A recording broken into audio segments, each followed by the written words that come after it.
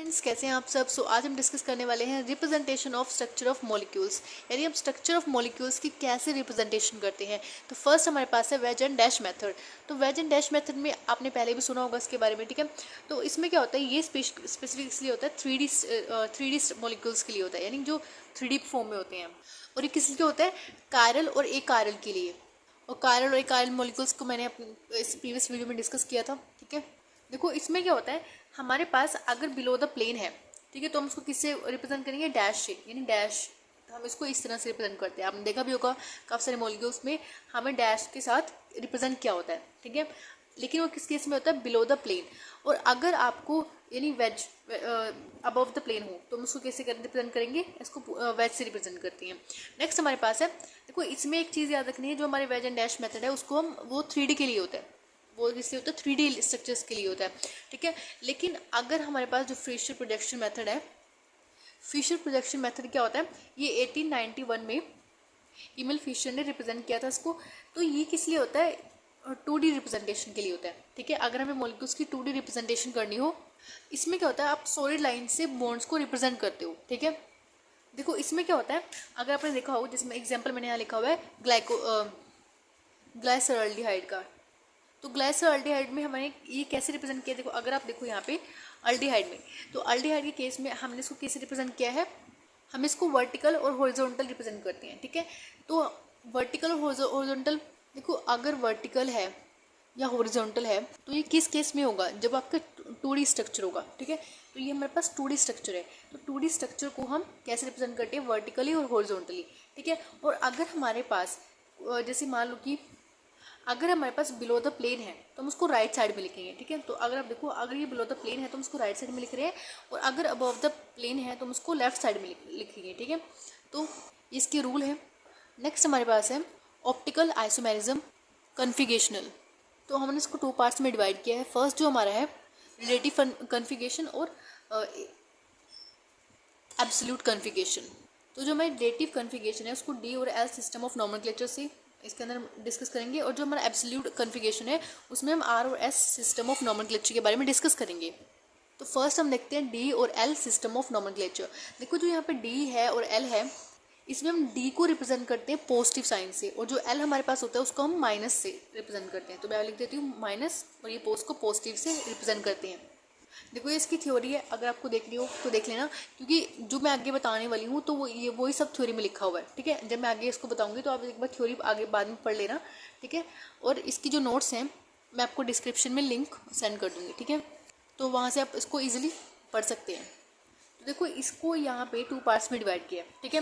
तो फर्स्ट हमारे पास है हाइड्रोक्सी एसिड और अमीनो एसिड कन्वेंशन, और सेकेंड हमारे पास है शुगर कन्वेंशन।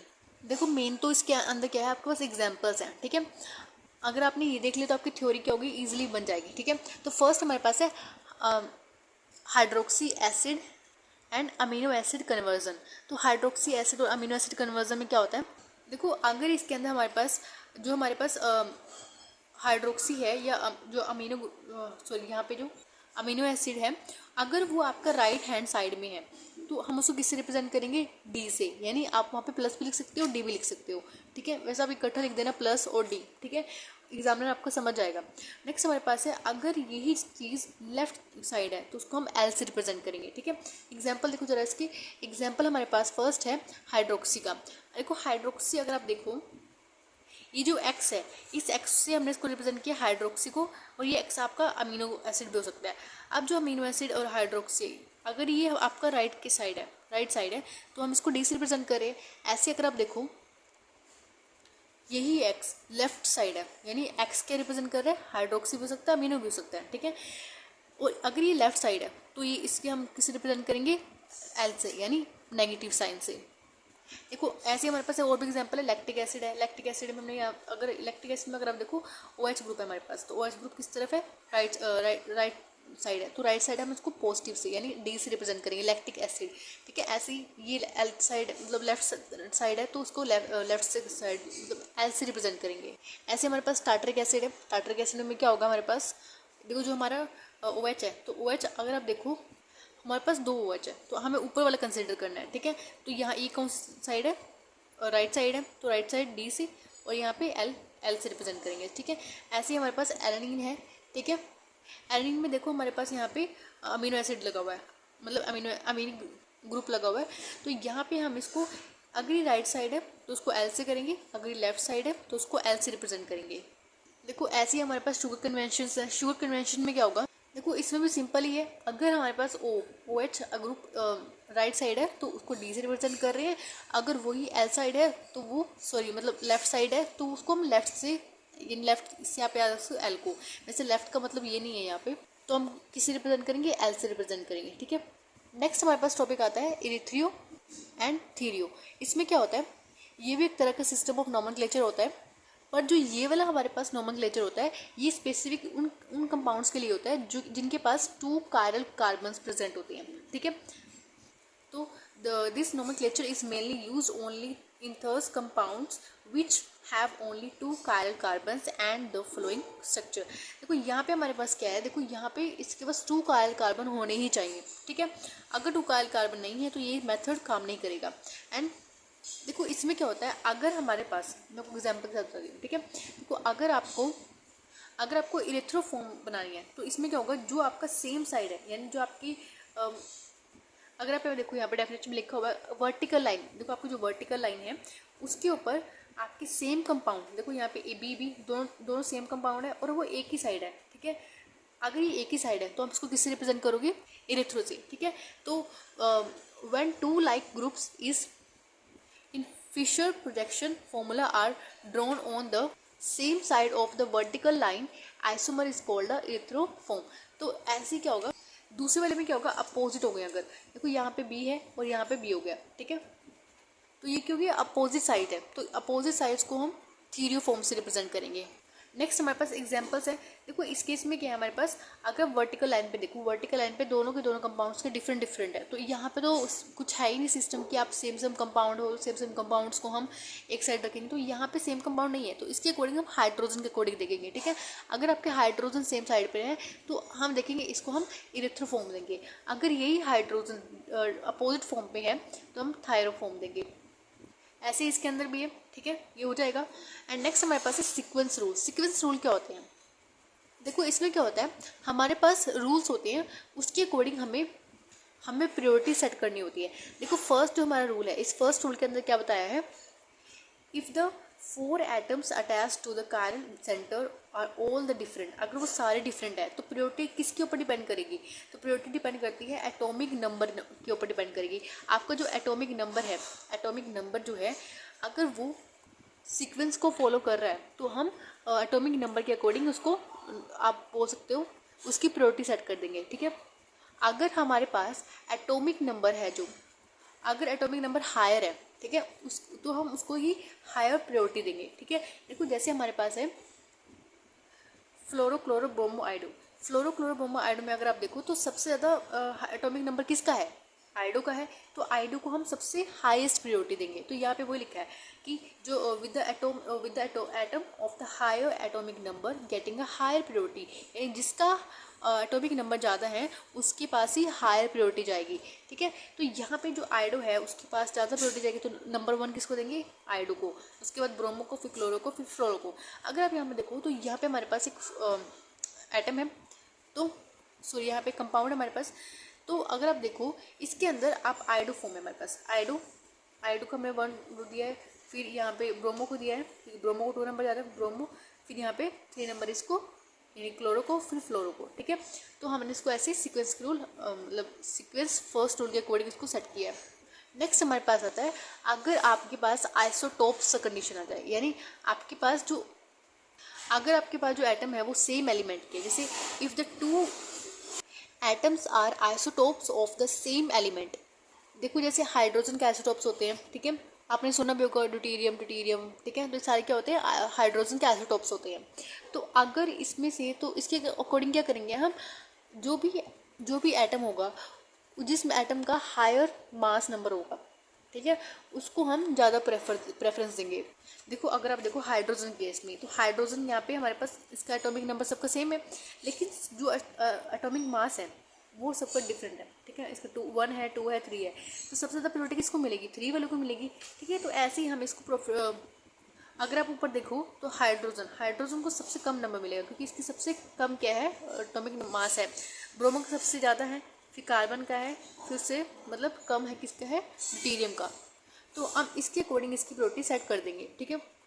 आपको जो इसका आंसर है हमें कमेंट में शेयर करना है, ठीक है। और देखते हैं सबसे पहले कमेंट में कौन इसका आंसर डालेगा, ठीक है। नेक्स्ट हमारे पास है sequence rule 2। If the relative priority of the two groups can't be decided by rule first. अगर हमारी जो ये कोई ऐसा कंपाउंड है जिसकी जो प्रायोरिटी है वो सीक्वेंस रूल फर्स्ट से सोल्व नहीं हो रही है, तो हम सीक्वेंस रूल सेकंड पर आएंगे। And it can be determined by similar comparison of the next atom in the group. यानी अगर आपके पास एक ही कार्बन के ऊपर सिमिलर कंपाउंड हो तो आप उसकी प्रायोरिटी कैसे चेक करोगे।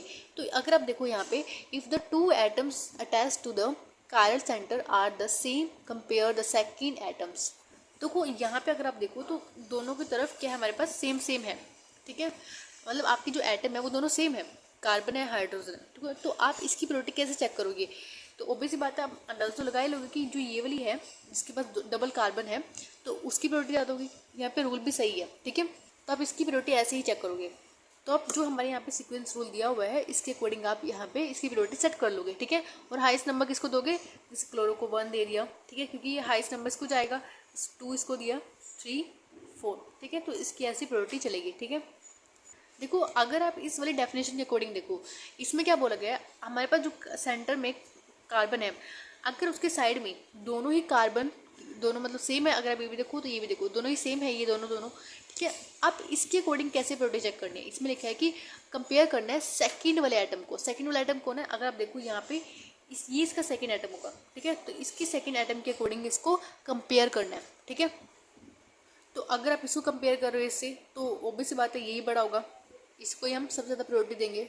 नेक्स्ट हमारे पास है सीक्वेंस रूल 3। देखो सीक्वेंस रूल 3 में क्या होता है, जब आपके पास किसी भी मॉलिक्यूल में आपके पास डबल या ट्रिपल बॉन्ड हो, ठीक है, तो उसके अंदर क्या होता है, both atoms are considered to be a doublet and triplicated. तो इसमें क्या होता है, अगर आप फर्स्ट वाले में देखो यहाँ पे डबल कार्बन है। अब इस डबल कार्बन को आप कैसे रखोगे, यहाँ पे इसका जो फर्स्ट सेकंड बॉन्ड, 2 बॉन्ड थे हमारे पास, तो इसको रिप्रेजेंट करोगे वाई से। मान लो यहाँ पे XYZ कोई भी आपके पास एटम है तो आप उसको एक बॉन्ड के साथ ही इसको अटैच कर दोगे, ठीक है।